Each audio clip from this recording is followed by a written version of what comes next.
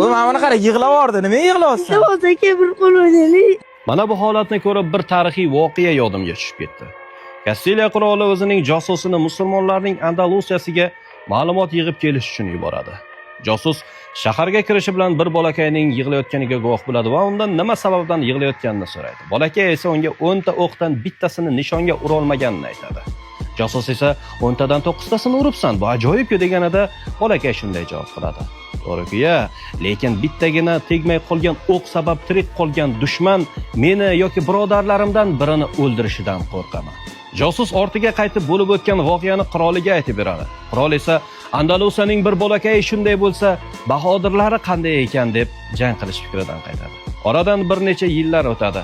Qirol yana josusini ma'lumot yig'ib kelish uchun Andalusiyaga yuboradi. Josus shaharga kirishi bilan bir navqiron yigitning yig'layotganiga guvoh bo'ladi va undan nima uchun yig'layotganini so'raydi. Yigit qizi tashlab ketgani uchun yig'layotganini ma'lum qiladi. Josus bo'lib o'tgan voqeani o'z qiroliga yana aytib beradi. Qirol esa o'ylab ham o'tirmasdan Andalusiyaga hujum qiladi va uni tez kunlarda tormor etadi.